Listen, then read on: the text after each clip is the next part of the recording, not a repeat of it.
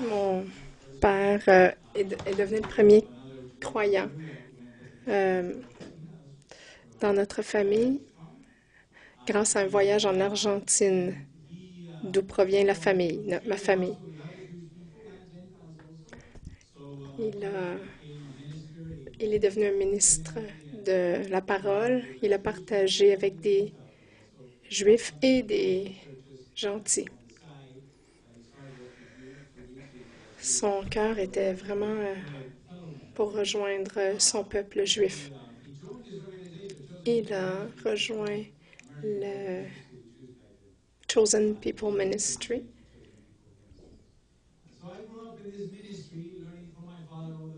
Alors, j'ai appris tout ça de mon père. Cette fois, il me l'a transmise. Mais mon appel était plus dans la musique. Mais Dieu m'a appelé à prêcher. J'aurais jamais pensé devenir pasteur. Mais je voulais pas. Je sais ce que c'est. Alors, je m'étais dit, je vais jamais prêcher, mais j'ai appris qu'il faut jamais dire jamais à Dieu. Alors, je voulais le servir avec joie. Si on dit, je veux jamais faire ça à Dieu, il vous place dans ces situations où vous n'auriez jamais pensé faire ça. Alors, maintenant, je dis, ah, c'est pas ma préférence, je crois pas, mais je ne dis jamais, jamais. Je suis allée au séminaire, j'ai marié ma femme, Martha. Elle est à Toronto aujourd'hui, avec un de mes fils qui est venu de Nouvelle-Orléans, en Louisiane.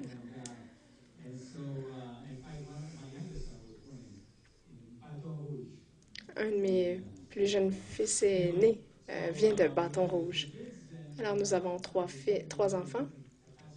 J'ai servi le Seigneur depuis plusieurs années, mais il y a 3, 4 ans, le Seigneur m'a rappelé à mes racines.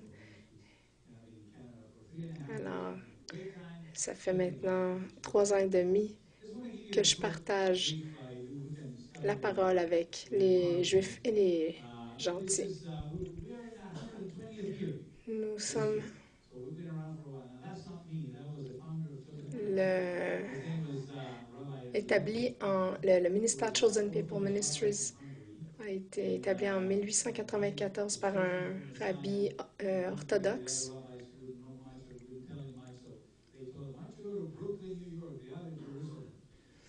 Et il est allé à Brooklyn, à New York, où il s'est établi. Il est devenu croyant grâce à un ami qui était croyant. Et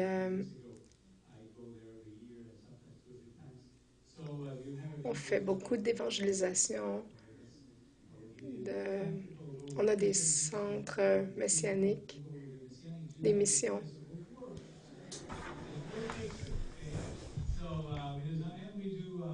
Nous faisons aussi des choses pour la jeunesse.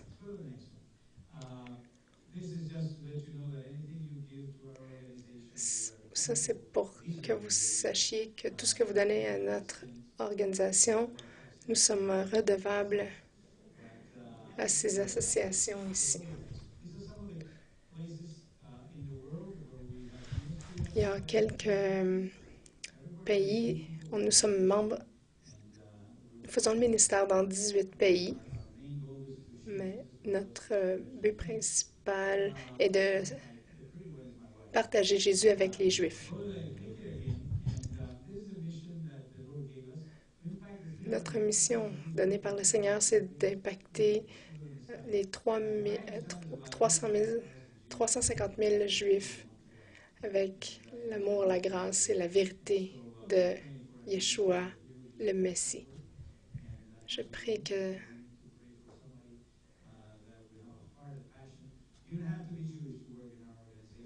Vous savez, vous n'avez pas besoin d'être juif pour travailler dans notre organisation.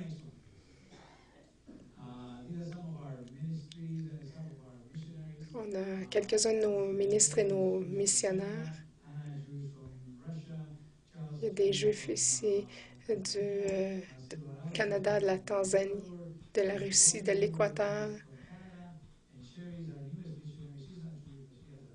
Sherry, elle a une passion pour les Juifs. Elle n'est pas juive, mais elle est établie à Vancouver.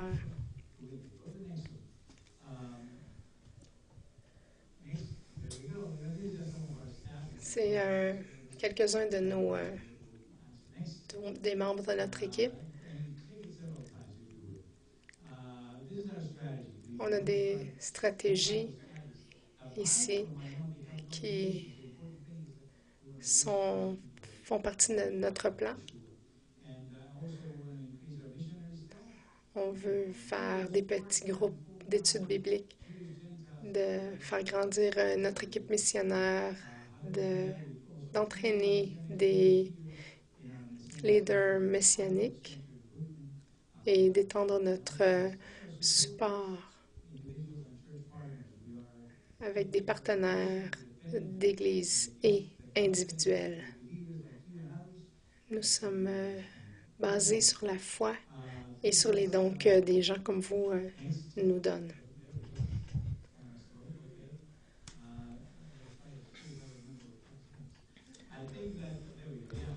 OK. On a notre stratégie pour l'été. On a 2 événements, un qui est Shalom Hamilton et l'autre Shalom Toronto. On prend une semaine, on invite des volontaires. Pour une semaine, on vous entraîne à faire de l'évangélisme, partager l'Évangile avec les Juifs. Et on se promène dans le voisinage, dans les parcs, pour partager la bonne nouvelle.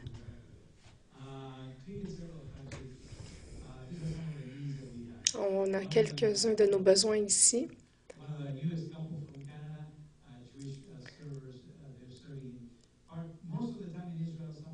On a un couple missionnaire ici. Et je voudrais parler de nos besoins présents et futurs. On prie pour qu'il y ait un missionnaire ici à Montréal. On a 85 000 Juifs.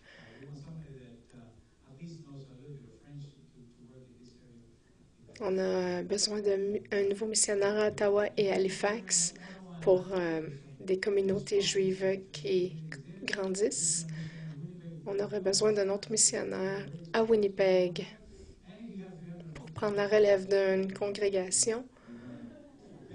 Et on aurait besoin de 350 000 pour ajouter un 2e étage à notre centre messianique de Toronto pour enseigner encore à plus de gens. Est-ce que vous devriez être impliqué avec nous? Rappelez-vous, dans Romains, je n'ai pas honte de la bonne nouvelle de l'Évangile. Et je fais le ministère aux Juifs en premier, mais à tous les gens, tous les païens aussi.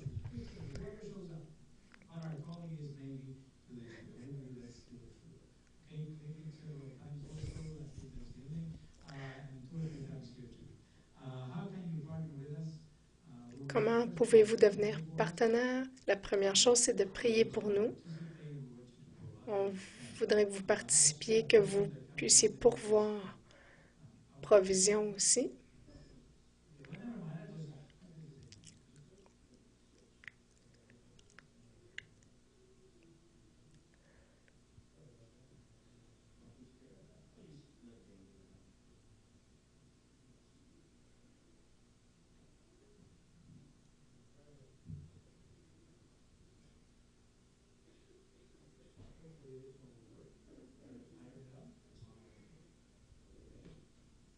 Bon.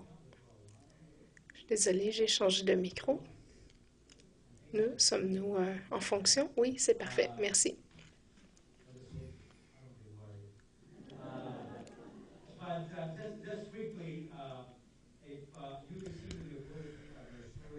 Alors, rapidement, si vous regardez dans votre brochure, vous avez un pamphlet qui parle de notre ministère. Et voici ce que j'aimerais que vous fassiez. Si vous puissiez juste prendre la partie arrière, remplir votre nom, information.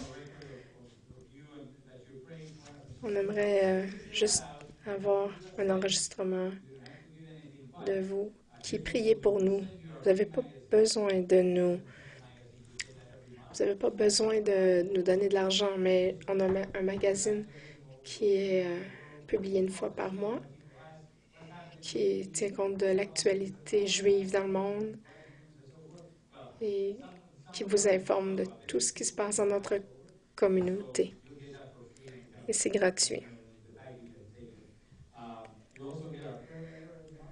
Vous allez aussi avoir notre lettre de prière chaque mois, des articles sur les réalisations de nos missionnaires. Nous aimerions bien que vous receviez ça. Mais la chose la plus importante, c'est que vous puissiez prier pour nous. Et si Dieu vous demande de donner, nous vous demandons de bien vouloir le faire.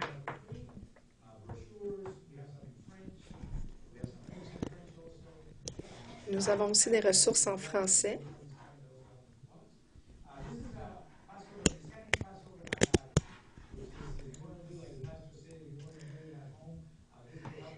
Il y a un livre pour comment célébrer la Pâque. Et c'est 9 $. Il y a un livre ici qu'on aimerait toujours que vous ayez. C'est Ésaïe 53 qui est expliqué. Ça explique comment ça se relie à Jésus et ça a vraiment aidé beaucoup de Juifs à venir à la foi. Ce livre a été écrit pour les Juifs non-croyants. Vous pouvez le lire parce qu'il y a beaucoup de gens qui aiment notre perspective messianique. Alors, vous pouvez l'acheter, le lire et le donner à un ami juif et lui demander qu'est-ce qu'il en pense. Alors, vous pouvez payer par cash, chèque ou même machine de crédit.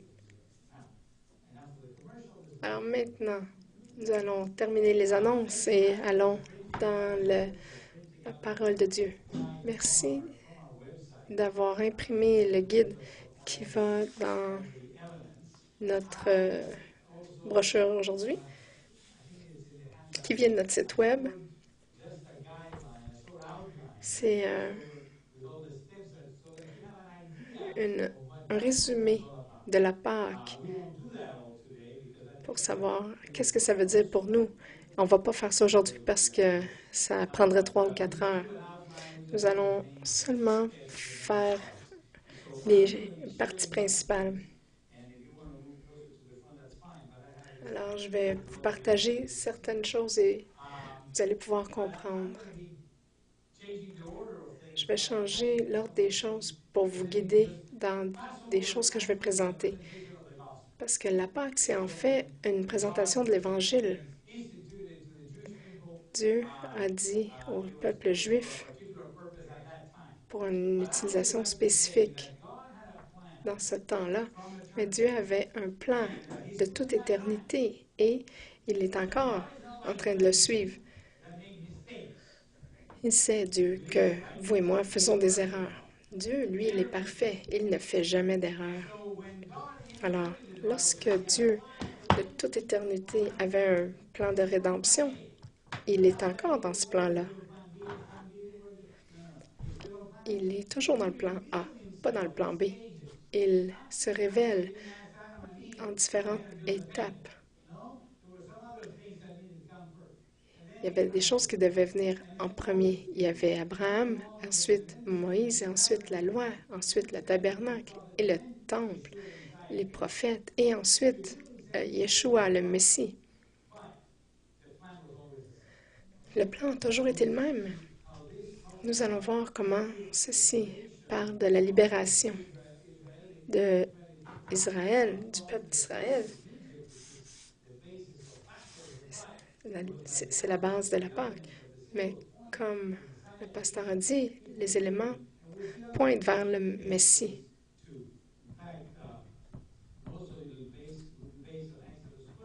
On va être basé sur Exode 12, mais je vais vous lire quelques passages de l'Écriture aussi. Jésus, dans les dernières semaines de sa vie, a choisi cet environnement, cette célébration de la Pâque pour sa mort et sa résurrection. Tout parle de la vie de Jésus, comme nous allons le voir aujourd'hui.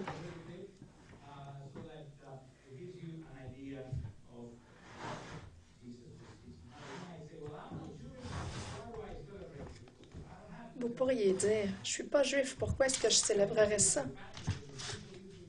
Mais c'est bon pour vous de savoir ça, pour savoir d'où vient notre foi.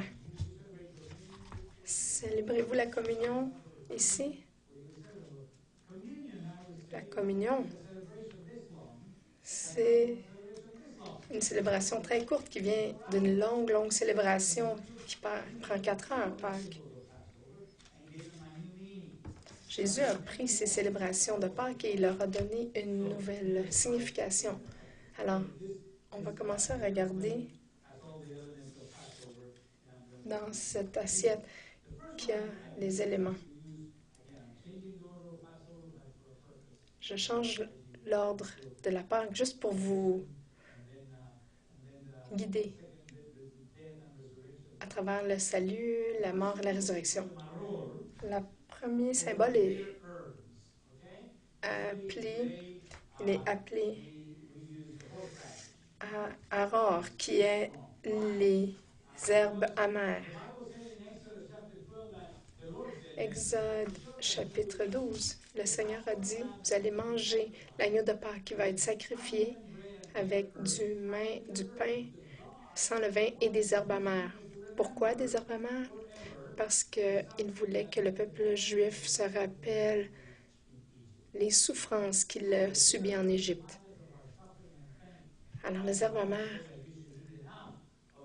représentent les herbes amères. Il faudra en manger autant que nécessaire pour que vos yeux pleurent.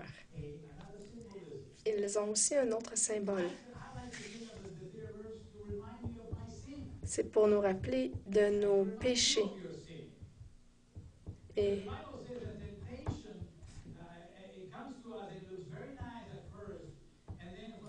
au début, les péchés, ça a l'air attirant, mais c'est très difficile une fois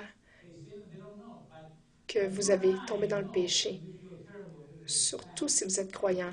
Les non-croyants ne voient pas la différence. Le péché brise toujours la relation. En premier, la relation avec Dieu. Si vous êtes un croyant, vous êtes un enfant de Dieu. Lorsqu'on fait un péché, la relation est brisée. Alors, on doit la réparer. Les herbes amères rappellent l'amertume du péché. La Bible dit que si on ne confesse pas nos péchés, qu'on le garde en nous, ça grandit et on devient amer. Et le plus longtemps qu'on le garde sans confession, le plus amer qu'on devient. On devient un esprit sans pardon. Ça pourrit en dedans de vous.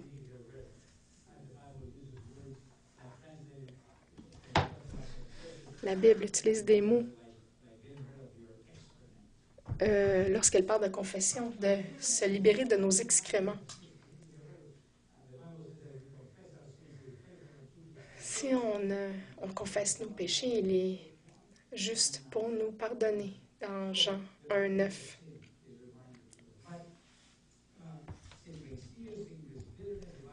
Alors, le péché amène des péchés et en tant que pécheurs, nous méritons la mort. Je crois qu'il y a beaucoup de chercheurs et d'érudits qui, lorsque les disciples ont entendu qu'il y en a un qui allait trahir Jésus,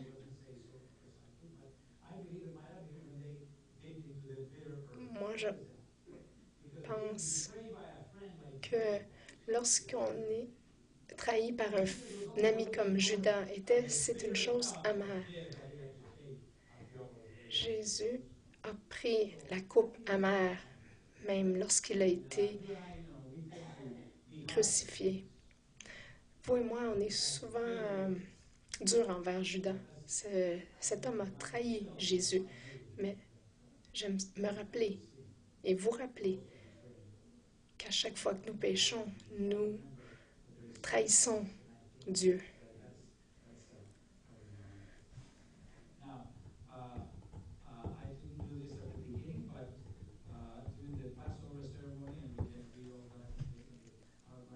Alors, on peut lire les détails de ça dans le pamphlet que je vous ai remis. Alors, dans notre tradition, la femme de la maison va allumer les chandelles de la Pâque.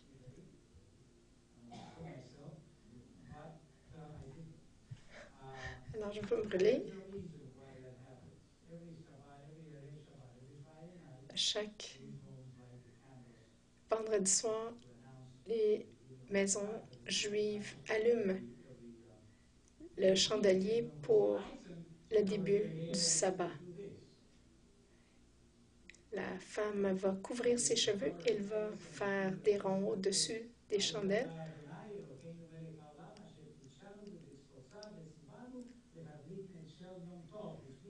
Elle va prier, elle va dire: Sois-tu béni, Seigneur de l'univers, qui nous a ordonné de garder tes commandements et tu nous as suggéré de mettre dans la lumière dans ce jour saint.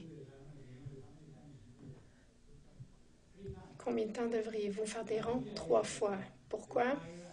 Parce que le feu et la lumière, dans l'Écriture, ça représente la présence de Dieu.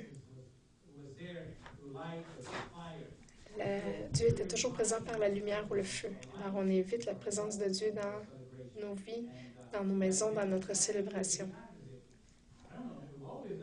3 fois. Pourquoi? Parce qu'on a toujours fait ça comme ça. Les Juifs, vous et moi, on croit tous en un Dieu, mais un Dieu qui est Trinité. Même les Juifs non messianiques font 3 fois. Ça représente la Trinité. Je vais vous montrer l'os de l'agneau.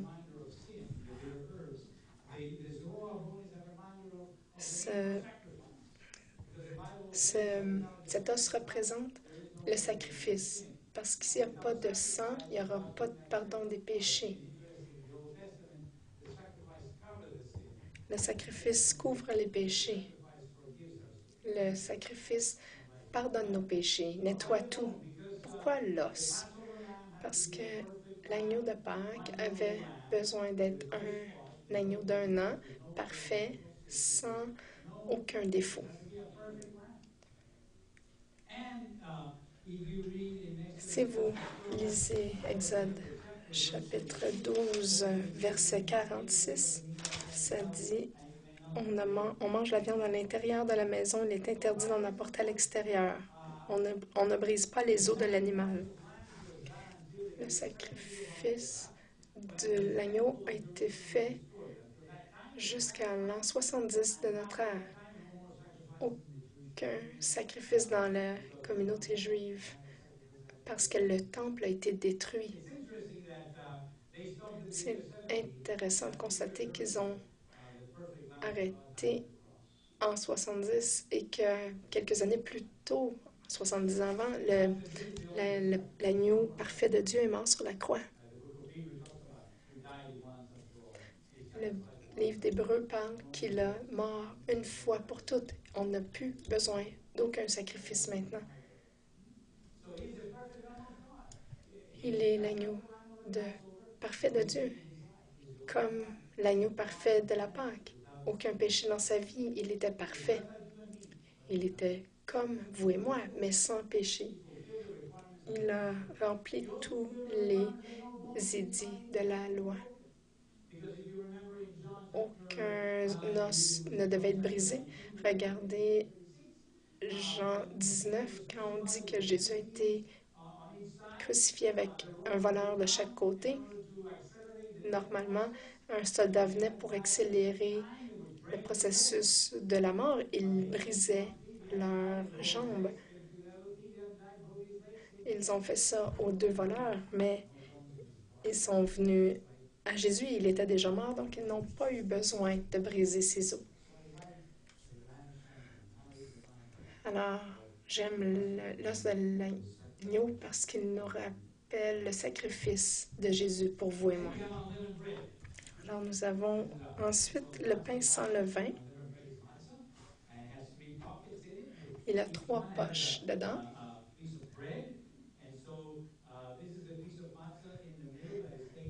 Il y a donc une partie du pain qui est pris. C'est un pain qui est fait avec seulement de la farine et de l'eau. Il n'y a pas aucun sel, aucune levure, aucun levain, pas de saveur même pas de saveur. Juste de la farine et de l'eau. C'est pour ça que ça ne lève pas.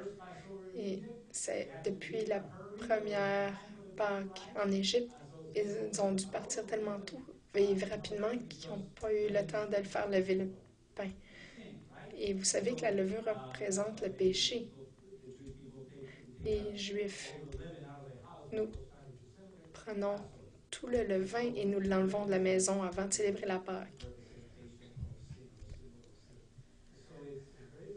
C'est très, très plat. Et lorsqu'ils le cuisent, ils l'étendent dans le four et il y a certaines parties plus foncées. Je ne sais pas si vous pouvez voir, il y a quelques trous aussi dans le pain. Et ils font des trous pour pas qu'il y ait de bulles. Alors, quelques petites choses. Le sac qu'il contient a 3 divisions et chacune a un morceau de pain. Pourquoi il y a un sac et 3 séparations avec 3 pains? Les rabbis disent ça représente les 3 patriarches, Abraham, Isaac et Jacob. Certaines personnes disent ça représente les Lévites, les prêtres et le peuple de Dieu. D'autres disent ça représente les éléments de la nature, l'eau, la terre et l'air. Mais moi, je voudrais vous suggérer encore une fois que ça représente la Trinité. Dieu, le Père, le Fils et le Saint-Esprit. Pourquoi? Parce que certaines parties de la célébration, le Père prend le pain, il le brise en 2 moitiés environ, il les met un à côté de l'autre, il bénit le pain et il prend une partie, la moitié du pain qu'il enveloppe dans une serviette. Je voulais juste vous rappeler que ça représente le pain, le corps de Christ, parce qu'il n'y a pas de levure, donc il n'y a pas de péché. On voit qu'il y a des parties plus foncées. Et la Bible dit dans Ésaïe 53, verset 5, que par ses meurtrissures, nous sommes pardonnés et guéris. Et donc, ça représente un petit peu ses blessures. Et il a été percé pour nos transgressions. Et les trous représentent un peu ses blessures. Donc, la partie qui est emballée dans la serviette, il la donne à son épouse et l'épouse va le cacher quelque part dans la maison. Et ça devient le afikomen, qui est le point 17 là, sur le résumé que je vous ai donné.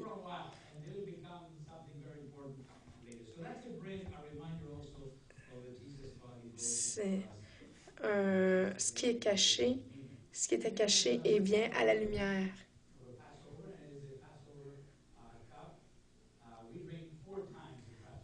Alors, il y a cette coupe de la Pâque. Nous buvons 4 fois pendant la Pâque. Au repas du Seigneur, nous buvons seulement une fois. La base des 4 coupes, c'est trouvé, selon les rabbis, dans Exode chapitre 6, versets 6 et 7. Il y a 4 actions que Seigneur va faire, que Dieu va faire avec son peuple. Les rabbis disent 6 à 7, verset 6, chapitre 6, verset 7. Je ferai de vous mon peuple et je serai votre Dieu. Vous saurez que c'est moi le Seigneur, votre Dieu, qui vous ai soustrait aux travaux forcés d'Égypte. Je vous conduirai dans le pays que j'ai solennellement promis à Abraham, Isaac et Jacob. C'est moi le Seigneur qui vous l'affirme.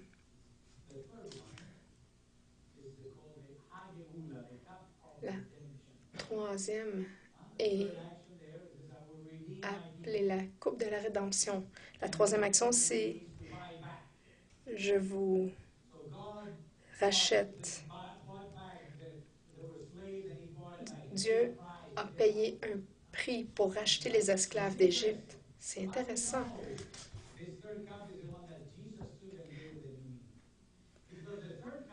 Alors, la troisième coupe vient après le repas du Seigneur.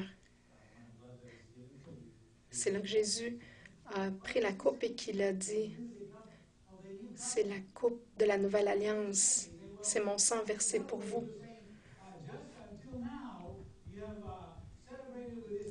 Jusqu'à maintenant, vous avez célébré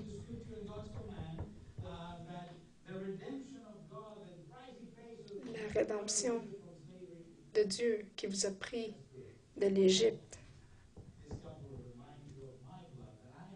Cette coupe va représenter le sang que je verse pour votre rédemption.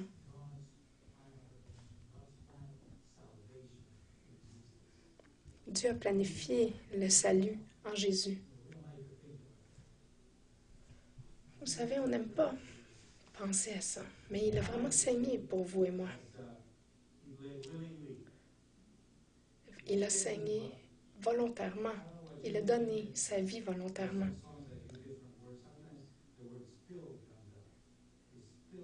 Il a versé son sang. Personnellement, j'aime pas beaucoup ce nom-là parce que moi, je renverse du café et je renverse du vin par accident. Mais Jésus ne l'a pas fait par accident, il l'a fait volontairement, consciemment, amoureusement pour vous et moi. Il a vraiment versé son sang volontairement pour que vous et moi puissions avoir le salut, la rémission des péchés et la vie éternelle.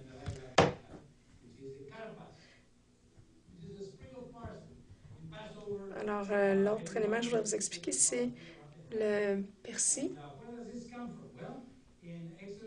Dans Exode chapitre 12, versets 21 et suivants, Moïse et les autres anciens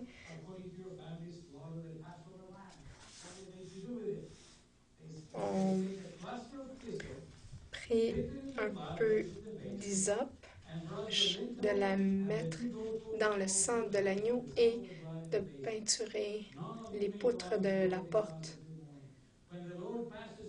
Quand le Seigneur va passer, l'ange de la mort va passer. et qu'il va réclamer, il va éviter les maisons qui ont le sang. Donc, la branche de persil représente l'hysope.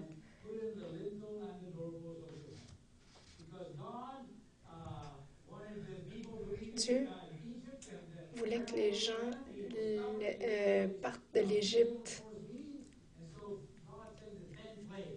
Et le pharaon ne voulait pas, alors Dieu a envoyé les 10 plaies d'Égypte.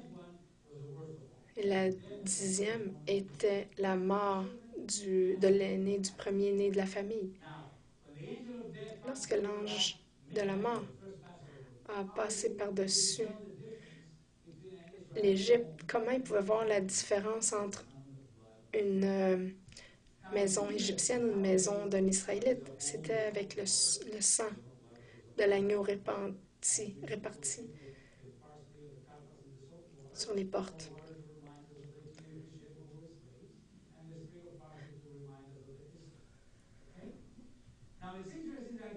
C'est intéressant de penser que Dieu aurait pu dire « Mettez du sang sur les murs ou sur le sol ». Non, c'était très, très précis.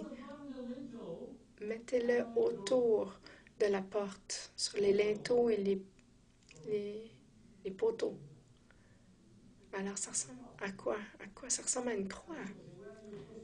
Il y a des gens qui disent « Ah, vous poussez ça un peu trop loin. » Mais vous savez, j'aime ça parce que ça ressemble à une croix. Dieu avait un plan depuis le début. Il nous disait que le sang de l'agneau réparti sur les portes va vous sauver de la mort. Plusieurs centaines d'années plus tard, l'agneau parfait de Dieu viendrait donner sa vie sur le calvaire, sur la croix, pour qu'à travers son sang, vous puissiez avoir la vie éternelle. Donc, je n'ai pas à payer. Nous méritons la mort. Je mérite la mort. Vous méritez la mort. Mais Jésus a payé. Alors, c'est pour ça que j'aime le cœur, parce que le persil me fait penser à la croix. Si vous sortez de la maison, vous êtes dans le trouble. Ça me rappelle la persévérance de rester en communion, la famille de Dieu. Parce que si vous sortez, vous êtes seul. Ça me rappelle le prix. Le salut est gratuit pour vous et moi, mais c'était pas... il a été payé cher. Le pasteur a dit que j'avais 2 heures. Non, c'est pas vrai. J'en ai encore quelques minutes. Le prochain mélange, c'est Harosette. Harosette, qui est un mélange sucré qui a des pommes, des cannelles, du miel. On ajoute des raisins.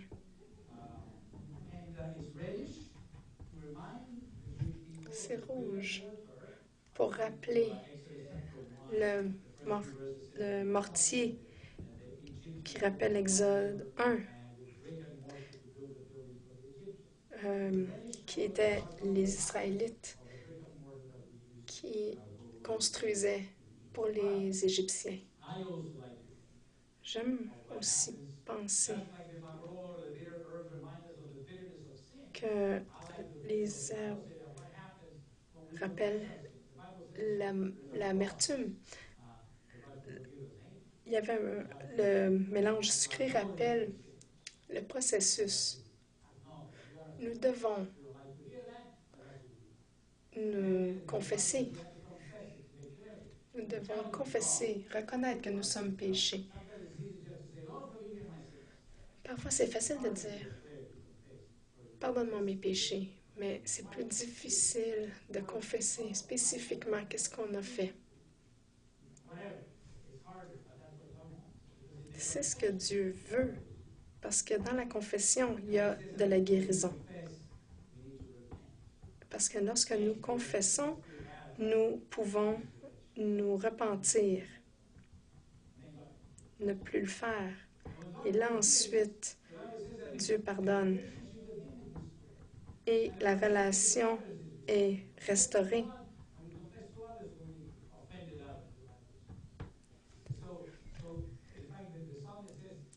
Le psalmiste dit, « Restaure en moi la joie de ton salut. »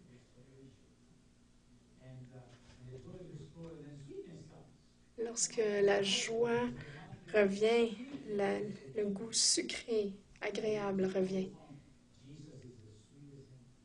Jésus est le nom le plus doux que je connais.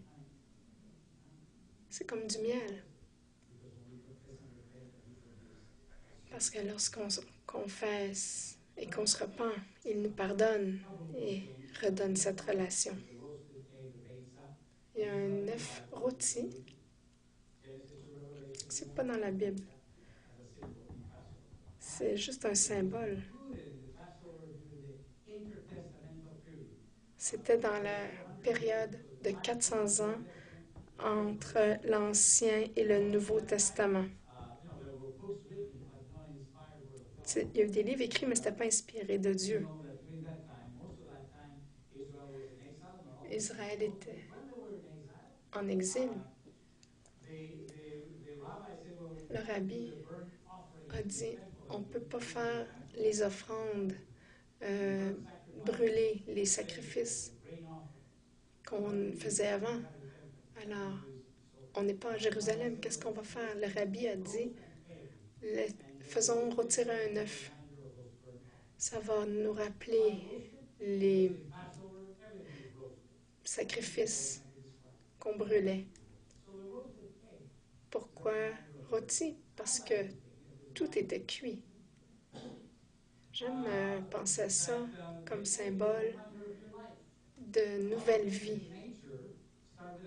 Il y a beaucoup de choses dans la vie, dans la nature, qui débutent en tant qu'œuf. Même vous et moi, on a commencé en état d'œuf.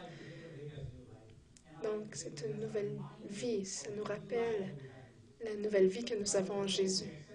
Lorsque nous acceptons le Seigneur Jésus dans nos vies, nous sommes nés de nouveau, des bébés de façon spirituelle. Dans Corinthiens, on dit « Toutes les vieilles choses sont passées, nous sommes faits nouvelle création ». C'est ce qui se passe lorsque nous faisons confiance et croyons en lui.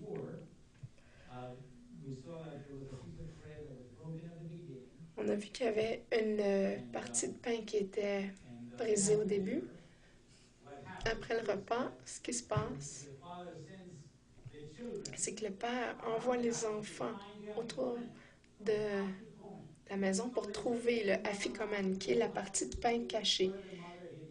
Alors, c'est pour ça que les enfants courent. Pourquoi? Parce qu'il y a un prix. Ils vont avoir un peu d'argent. Ils vont avoir $1 à un moment donné, 5 ou 10 $ selon l'âge de l'enfant. Si vous avez des amis juifs, Pâques a commencé lundi passé parce que c'est un total de 8 nuits. Parce que la fête des pains sans levain qui dure 7 nuits. Alors, demandez-leur qu'est-ce que la Pâque Afikoménie veut dire. Ils vont dire, ah, c'est juste un jeu pour les enfants. Ils ne savent pas la signification profonde, mais il y en a une très importante pour vous et moi. Le mot afikomen veut dire ce qui vient en dernier. C'est la dernière partie de nourriture qui est mangée. Il y a une autre signification, C'est ce qui était caché et qui vient à la lumière. Il y a certains d'entre vous qui voient déjà où je m'en vais. Écoutez, c'est un pain qui a été brisé. Ça représentait Jésus, son corps, brisé pour nous, percé, battu pour nous. La Bible dit qu'après qu'il est mort sur la croix, les disciples sont venus, ont pris le corps sur la croix, l'ont enveloppé, l'ont préparé pour l'enterrement, ils l'ont mis dans le tombeau. Mais comme nous célébrons aujourd'hui, il a été revenu à la vie. Alors, cette partie de pain rappelle la mort sur la croix, l'enterrement et la résurrection de Christ. Il a été trouvé. Il a été trouvé. C'est ce que nous célébrons aujourd'hui, sa résurrection. C'est l'espérance de votre résurrection par Jésus. Nous croyons que c'est une pièce de pain que Jésus a pris au repas du Seigneur à la fin du repas, qui disait, lorsque vous prenez ce morceau de pain, toutes les familles juives prennent un morceau de pain et le brisent. Jésus a dit, prenez ce pain et rappelez-vous de ce sacrifice que j'ai fait pour vous. Il le fait. Et c'est pour ça que j'aime cet afficoman. Il rappelle ce que Jésus a fait, même sa résurrection.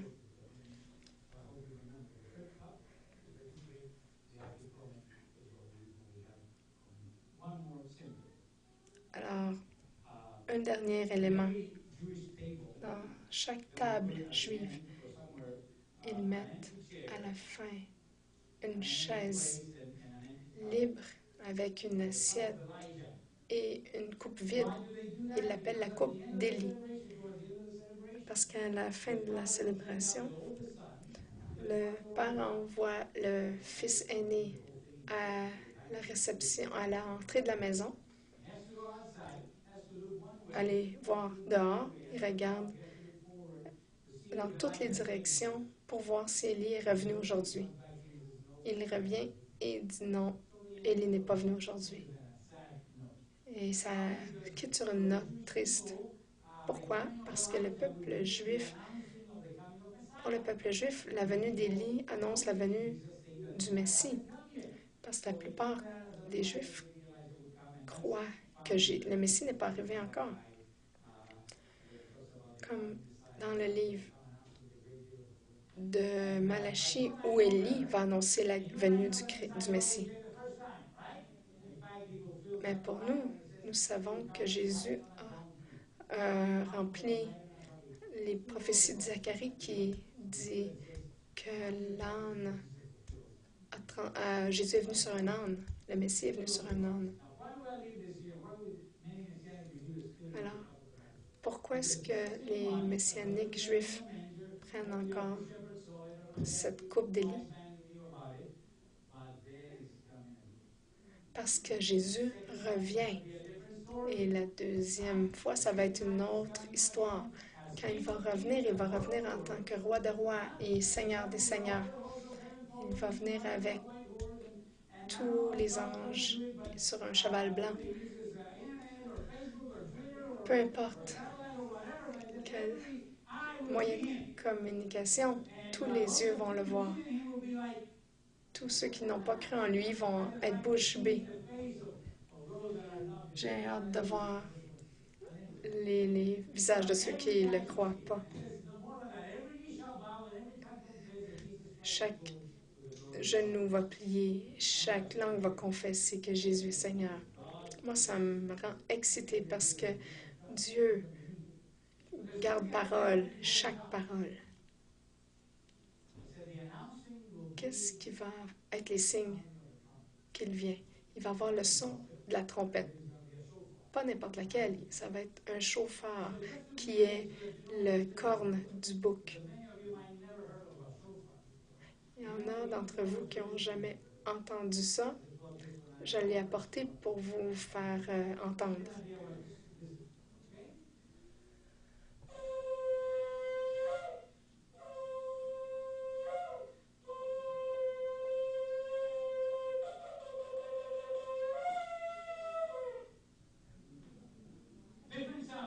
Alors, il y a des sons différents.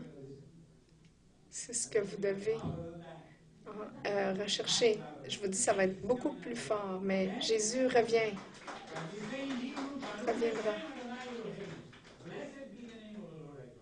Béni soit le nom du Seigneur, notre Dieu. Je vous remercie pour ce temps. J'espère que ça a été significatif pour vous et que ça vous a donné la joie du Seigneur. Priez avec un pasteur pour le recevoir, parce que Dieu peut le faire.